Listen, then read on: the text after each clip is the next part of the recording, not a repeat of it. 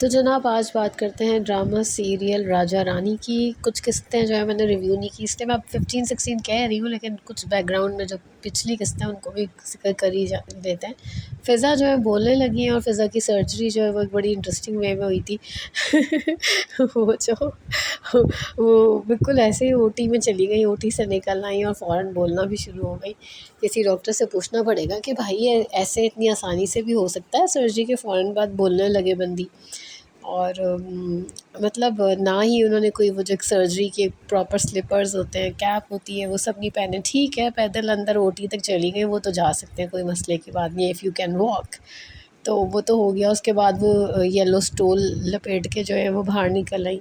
तो थोड़ा प्रोफेशनल इसमें टच दे देते तो क्या ही बात थी। खैर उसकी आवाज़ अच्छी है, बोलती अच्छी है वो, और काफ़ी अक्लमंद है, बाकियों के मुकाबले में ज़्यादा अक्लमंद है। रानी जो है वो अपने राजा से, जो कि उनसे चैट कर रही होती है, अपनी दोस्त की, यानी कि उनकी दोस्त ने ढूंढा होता है राजा को। मतलब राजा को उन्होंने ढूंढा होता है दोस्त ने, और वो दोस्त जो है वो बात कर रही होती है, और वो अचानक फिर रानी को कहती है ना ओवर टू यू। तो वो उनको उनको मिला देती हैं और वो मिलने चली जाती हैं राजा से। वो जो भी साहब होते हैं और वो इतने बदतमीज़ होते हैं, उन्होंने लोकेशन ढूंढ ली होती है और वो उनको चीट कर रहे होते हैं। तो भाई ऐसे आप मतलब रानी तो मुझे अच्छी खासी समझदार लगती थी, वो इस तरह से कैसे चली गई, मुझे ना कुछ समझ हज़म नहीं हुई बात। और अब जो है वो राजा कह रही हूँ, मुझे ना एक्चुअली फैसल कुरैशी उसमें लगता है उनका नाम राजा है, क्योंकि ड्रामे का नाम राजा रानी है।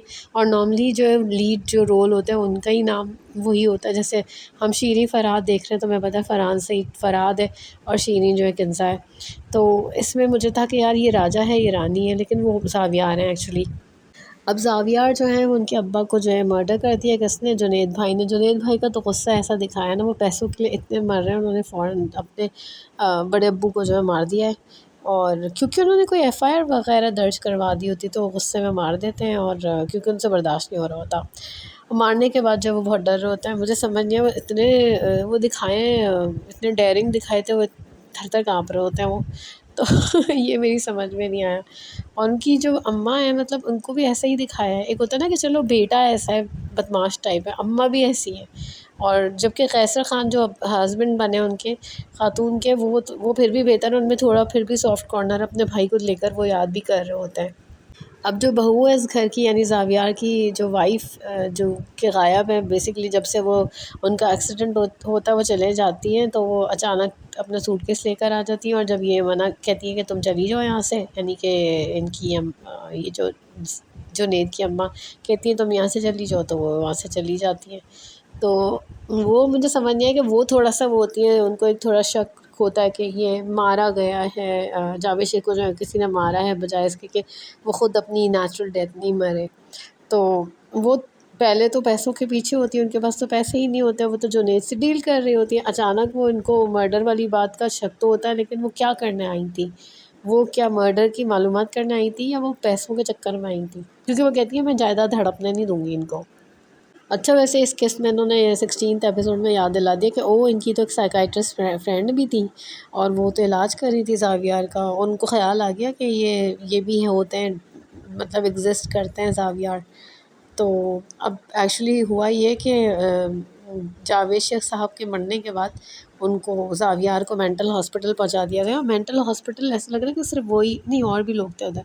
अब उनको इलेक्ट्रिक शॉक्स दिए जा रहे हैं। एक्चुअली ये जो जुनैद भाई हैं उनको वहाँ छोड़ के आ जाते हैं। और रानी तो वैसे ही जॉब छोड़ के जा चुकी है, जब से ज़ावियार ने उसको एक मिरर दिया होता है, कहा होता है कि तुम जो चीज़ देखोगी तुम्हें पता चल जाएगा मैं किससे मोहब्बत करता हूँ। तब से नाराज़गी चल रही थी।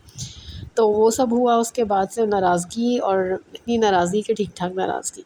अच्छा, अब जब से राजा इनको मिला, वो चीटर राजा मिल गया, तो वो अब वो समझ रही कि साईं ने उनको बदुआ दी है, तो अब वो उनसे माफ़ी मांगने जाती है। पता चलता है वहाँ तो वो उनके जो बड़े साहब हैं यानी जावेद शेख साहब मर चुके हैं, और अब वो परेशान होती हैं। प्लस जो है वो क्या नाम था, मीरा, अमीरा, अमीरा जो भी नाम था उनका, उनकी जो मेड है, तो वो जो है उनका वो बताती है कि भाई इनको तो मेंटल हॉस्पिटल पहुँचा दिया ज़ावियार को, तुम कुछ करो। और ये इतनी डेयरिंग होती हैं कि चूँकि इन्होंने तो पहले इनको थप्पड़ भी लगाया होता है जुनैद भाई को, तो इनको कॉल करती हैं, वो उठाते नहीं हैं।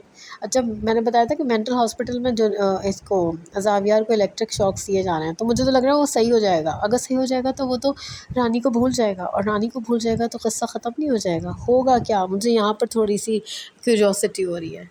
अब जो रानी है उसको तो अब 1 लाख रुपए की जॉब कर रही थी वो ज़ावियार के यहाँ, तो जॉब तो ख़त्म हो जाती है। तो अब वो क्या काम कर रही हैं, अब वो जो है एक तरह से समझें ये कार्स जो चलाते हैं ना, जैसे मैं नाम ले लेती हूँ, ऊबर और करीम वगैरह चलाते हैं, तो वो राइड्स वाइड्स का काम करवा देते हैं। उनके जो मैकेनिक अंकल होते हैं, उनका नाम मैं भूल गई, शकूर शकूर जो है वो शकूर नाम होता है उनका शायद। तो वो उनको जो है ना बाकायदा सारा इंतज़ाम करवा देते हैं। वो जो है वो गाड़ियाँ ड्राइव करेंगी। मुझे क्यों लगता है कि ये ना इसकी मुलाकात होगी किसी तरह, यानी या तो हो सकता है फैसल कुरैशी को उठा के बाहर फेंक देंगे मेंटल हॉस्पिटल वाले, या कुछ हो जाएगा, कुछ वो समझेंगे मर गया है और वो उठा के फेंक देंगे। कुछ ऐसा ही होता है ना नॉर्मली। बाज़ औक़ात तो ना ऐसा होता है कि कोई डायलॉग ऐसा होता है कि आप पूरा डायलॉग बाकी बाद में बोल रहे होते हैं कि हाँ यार यही लिखा होगा राइटर ने। तो इस तरह मुझे लग रहा है यही होगा इसमें।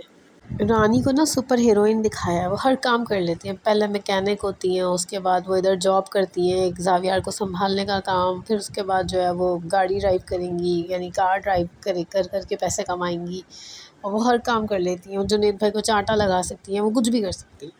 मुझे ना वो बेस्ट पार्ट लगते हैं जब ना फैसल कुरैशी यानी ज़ावियार जो है वो जब जुनैद भाई को जो है वो अच्छा भी नहीं, जुनैद भाई जो है वो ही इज़ नॉट गुड करके, मतलब पता नहीं क्या लाइन्स थी, तो वो समझता है कि वो बहुत बुरे हैं, और वो लेकिन वो उनके साथ चलता बना। अब जो वो ये जुनैद भाई की अम्मा है, उन्होंने तो अमीरा क्या नाम है उनका, उनको भी निकाल दिया जॉब से।